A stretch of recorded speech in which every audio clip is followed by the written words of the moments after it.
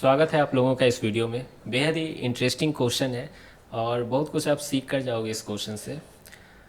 तो देखते हैं क्या है question. The friction coefficient between N athletes shoes and the ground is 0.9। तो मान लीजिए कोई एथलीट है, उसके शू और ग्राउंड के बीच कोफिशिएंट ऑफ फ्रिक्शन 0.9 है ना। अच्छा खासा है, मतलब वो स्पाइक्स वाला शू पहना होगा पक्का।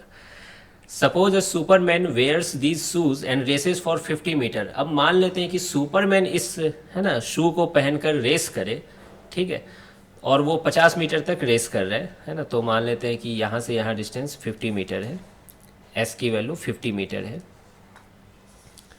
फ्रंट पैर से फ्रंट पैर। There is no upper limit on his capacity of running at high speeds. मतलब वो जितना हाई स्पीड से ट्रेवल कर सकता है उस पर कोई अपर लिमिट नहीं है, कोई बंदिश नहीं है। हाँ, शर्त यह है कि फिजिक्स के रूल फॉलो होने चाहिए, है ना, उससे डिविएट नहीं होना है, फिल्मों के रूल पे नहीं चलना है यहाँ पर। तो पहला क्वेश्चन पूछा गया, find the minimum time that he will have to take in completing the 50 metres starting from the rest. मतलब वो कितने कम से कम टाइम में वो यहाँ से यहाँ पहुँच जाएगा। 50 मीटर ही बस उसे चलना है, मात्र 50 मीटर चलना है, तो कितना कम से कम टाइम ले सकता है उससे। इसका मतलब जो आंसर आएगा उससे कम टाइम में नहीं पहुंच सकता है, कभी नहीं, नेवर, है ना, इस कंडीशन के अनुसार म्यू 0.9 है।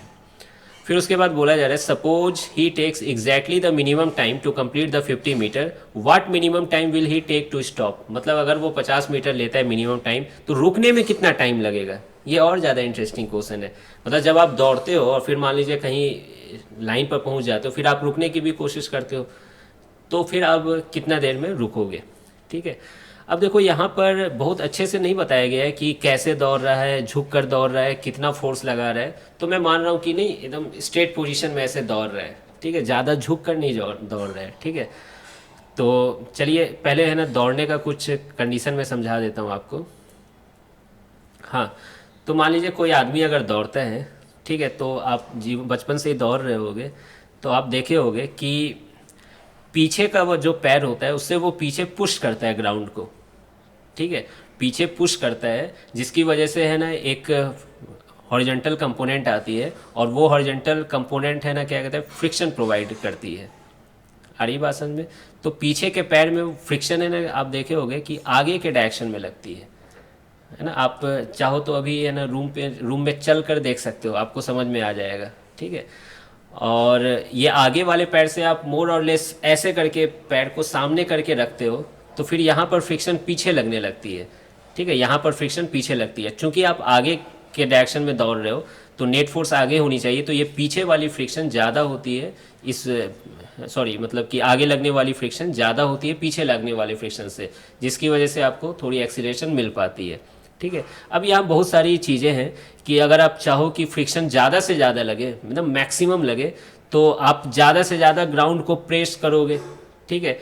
फिर उसके बाद बहुत सारी बातें आती है, इसमें इतनी चीज़ें सोचनी नहीं है कि ये जो आपके बीच का जो पैर का डिस्टेंस है वो कितना है, आप गिर तो नहीं गए, मतलब दौड़ते दौड़ते लोग दौड़ते दौड़ते गिर भी जाते हैं, है ना, सेंटर ऑफ मास mg कहाँ लग रहा है, ये सब बहुत सारी बातें हैं, लेकिन उतना हमें सोचना नहीं है ना। अब आप बस मान के चलो कि ये सारी चीज़ों का एक ही निष्कर्ष है कि जब आप आगे दौड़ रहे हो तो फ्रिक्शन आगे के डायरेक्शन में लग रही है, सीधी सी बात है। मैं अभी यही यूज करने वाला हूँ, है ना। क्लास में कभी कभी डिस्कशन करने में मज़ा आता है इस चीज़ को, है ना, सामने चल कर दिखाते भी हैं या दौड़ कर, है ना, बच्चों से ही दौड़वाते हैं। बाकी है ना ये फ्रिक्शन है ना, आपको समझ में आ रहा है, आगे के डायरेक्शन में लगेगा। ठीक अपोजिट, जब आप रुकने की कोशिश करते हो तो फ्रिक्शन पीछे के डायरेक्शन में लगेगा। क्लियर है ये चीज़। तो हम लोग आते हैं वापस क्वेश्चन में। तो मैं क्या मान ले रहा हूँ कि इस पूरे सिस्टम पे फ्रिक्शन आगे लग रही है ना। किस पैर पे लग रही है वो सब अभी आप छोड़ दीजिए, बाकी आपको समझ में आ रहा है किस पैर पर लग रही है फ्रिक्शन आगे और किस पैर पर थोड़ा पीछे लग रही है। तो फ्रिक्शन आगे लग रही है ना। अच्छा, क्या मैं सबसे पहले एक्सीलरेशन निकाल लूँ, है ना, यहाँ से यहाँ जाना है, ऐसे डिस्टेंस है, ठीक है। तो मैं कौन सा इक्वेशन यूज करना चाहूँगा, और टाइम t=0 पे आप यहाँ पर हो और t=t पे आप यहाँ पर पहुँच जा रहे हो, तो कौन सा इक्वेशन यूज करना चाहेंगे, v=u+at, ठीक है। या फिर नहीं, v तो नहीं पता है, तो s=ut+12at² यूज कर लेते हैं, s=ut+12at², ठीक है। ऐसा करता हूँ, डाटा मैं बाद में पुट करूँगा, ऐसा भी रहने देते हैं, u0 है, एक्सीलरेशन को a मान लेता हूँ मैं, और टाइम का स्क्वायर रहने देते हैं। a की वैल्यू कितनी आ गई, 2s/t²। तो यहाँ तक आप समझ ही रहे होगे। नेक्स्ट, इस पूरे बॉडी पे, सुपरमैन के बॉडी पे आगे के डायरेक्शन में फ्रिक्शन फोर्स ही लग रही है, वही तो इसे एक्सीलरेट करवा रहा है। क्या मैं ये लाइन लिख सकता हूँ, net force equal to mass into acceleration, तो friction equal to mass into acceleration, ठीक है। अच्छा, क्या आप सोच सकते हो ये कौन सी फ्रिक्शन होगी, काइनेटिक फ्रिक्शन होगी कि स्टैटिक फ्रिक्शन होगी? तो ऑब्वियसली ये स्टैटिक फ्रिक्शन होगी, है ना, स्टैटिक फ्रिक्शन है यहाँ पर पैर स्लिप नहीं कर रहे हैं। आ रही बात समझ में?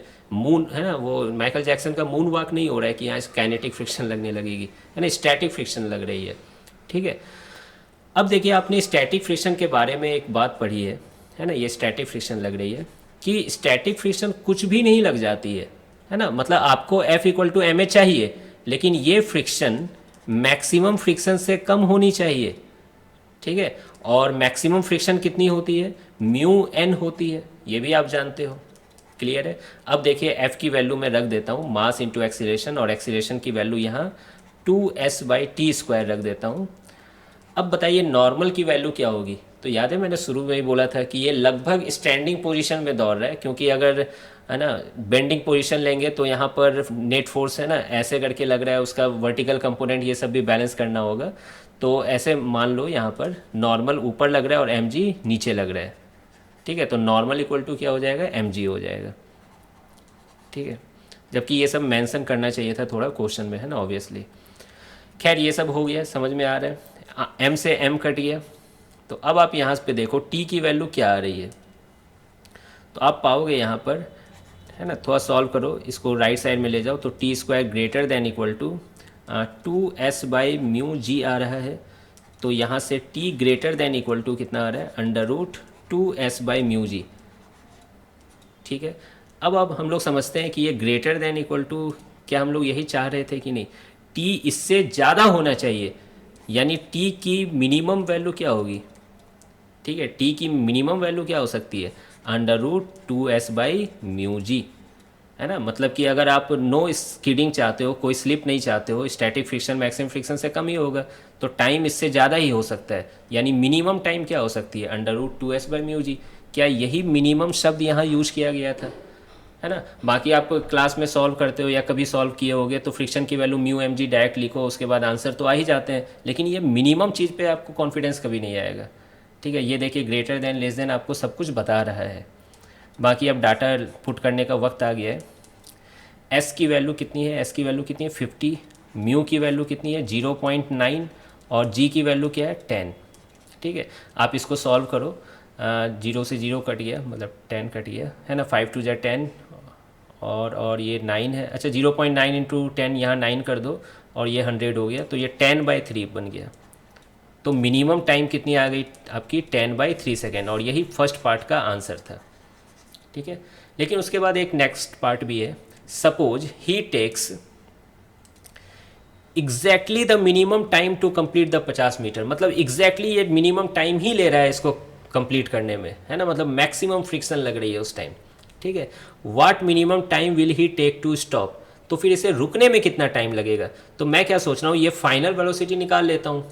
अब कितना टाइम लग रहा है, यहाँ पे बोला गया क्वेश्चन के द्वारा कि मिनिमम टाइम यूज करना है 10/3 सेकेंड, तो बताइए 10/3 सेकेंड में फाइनल वेलोसिटी उसकी क्या होगी। क्या मैं v = u + at से निकाल सकता हूँ, u0, एक्सीलरेशन कितना हो जाएगा यहाँ पर, ठीक है, एक्सीलरेशन 2s/t², है ना, 2s या फिर ऐसा छोड़ो ना, v² = u² + 2s, लेकिन बात तो वही हो जाएगा, तो यही यूज कर लेते हैं, v = u + at, तो u0 है, एक्सीलरेशन कितना हो जाएगा 2s/t² इंटू टी, है ना, टी से एक टी कट गया, तो ये आ गया 2s/t।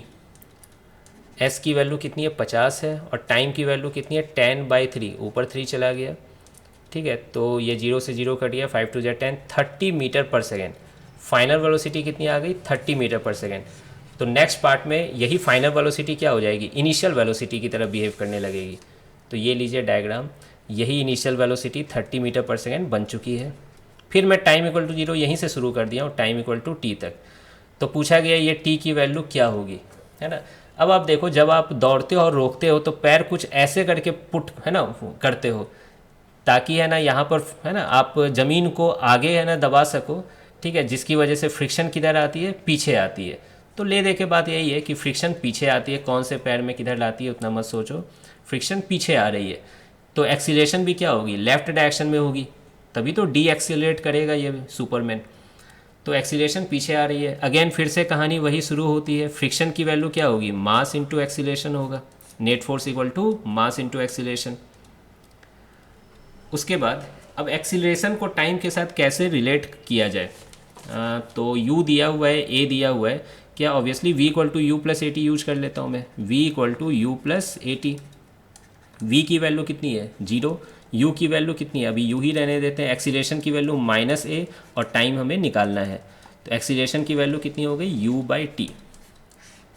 ठीक है, तो अब देखिए, तो फ्रिक्शन की वैल्यू कितनी होगी mu/t, है ना, एक्सीलरेशन की वैल्यू मैंने यहाँ पर पुट कर दिया। फिर से वही पुरानी कहानी शुरू होती है कि फ्रिक्शन इतनी चाहिए, लेकिन ये फ्रिक्शन क्या होनी चाहिए, मैक्सिमम फ्रिक्शन से कम होनी चाहिए। ठीक है, और वैल्यू पुट कर दीजिए, मैक्सिमम फ्रिक्शन की वैल्यू कितनी है म्यू इंटू एन, अभी अभी पीछे ने निकाला है मैंने, और नॉर्मल की वैल्यू mg थी, m से m कट गया, है ना, ये ध्यान रखिए, ये म्यू है, ये u है ना, मैं एक ही जैसा लिख दिया हूँ। तो यहाँ देखिए t greater than equal to, cross multiply करो आप, तो u/μg आ रहा है। ठीक है, t greater than equal to u/μg, u की वैल्यू 30 है, म्यू की वैल्यू 0.9 थी और g की वैल्यू 10। ठीक है, तो देखिए t greater than equal to कितना आ गया, फिर से ये 9 हो गया, 30/9 है ना, यानी 10/3, क्लियर है सेकेंड। तो फिर से देखिए वैसा ही है ना, इनइक्वालिटी आया, time should be greater than equal to 10/3 second, है ना, 10/3 सेकेंड से ज़्यादा होना चाहिए, यानी मिनिमम टाइम कितनी होगी 10/3 सेकेंड। देखो अजीब इत्तेफाक है कि अगर पूरा फिजिक्स का लॉ है ना एप्लीकेबल हुआ गिवन एजम्पशंस के अंदर, तो वो सुपरमैन 10/3 सेकेंड में पहुंचा था, 50 मीटर दूर किया था, मैक्सिमम स्पीड पे पहुंचा था, उसको रुकने में भी वापस 10/3 सेकेंड लगते हैं। लेकिन रियल लाइफ में कुछ और भी चीज़ें होती हैं, है ना, आप अपना बॉडी का पोजीशनिंग चेंज करते हो, बहुत सारी चीज़ें होती है जिसकी वजह से ये चीज़ों को घटाया जा सकता है। यहाँ हमने शुरू से एज्यूम कर लिया था कि वो सीधा दौड़ रहा है ना, इस टाइप से। तो आई होप कि आपको ये चीज़ समझ में आई होगी, ये इनइक्वालिटी सब भी समझ में आई होगी कि फ्रिक्शन तो, स्टैटिक फ्रिक्शन तो मैक्सिमम फ्रिक्शन से कम ही होता है, तो इससे इनइक्वालिटी भी पता चले कि मिनिमम आया कि मैक्सिमम आया। ठीक है, तो आई होप कि आपको वीडियो ये अच्छा लगा होगा, मिलते हैं फिर नेक्स्ट वीडियो में।